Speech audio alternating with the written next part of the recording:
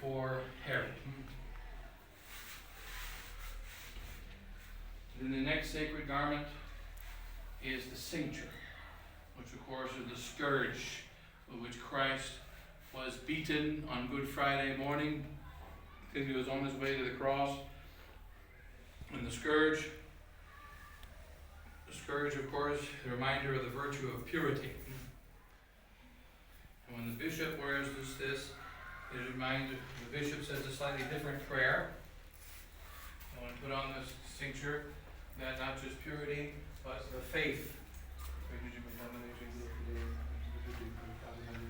But guard me, O Lord, with the cincture of faith, and the virtue of chastity may be about my loins, and extinguish all the humour of lust, and keep me a total chastity. And here, so we have the vestments. I'll better without that. Yeah. And then, so sit in, because it's too short.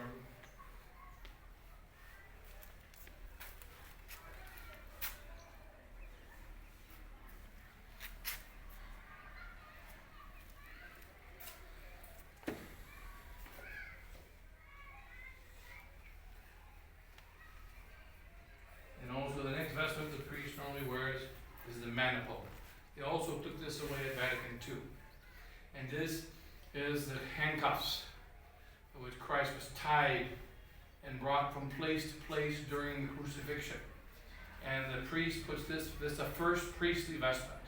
When you go to ordain the subdeacon and you take the vow of chastity for the rest of your life, this is the vestment that they receive. And this is the first vestment of the priest. It's also the last vestment of the priest. And because now that I am a bishop, I no longer put this vestment on first, and now put it on last. During the High Mass, the subdeacon carries the bishop's maniple into the church. And then during the Mass, we put on the maniple. So that because the priest is bound by obedience, but the bishop is bound by charity. He must also, of course, be obedient, but is bound by charity. And hence, we will put this vestment on during the Mass. The greatest act of charity, Christ dying on the cross for our sins.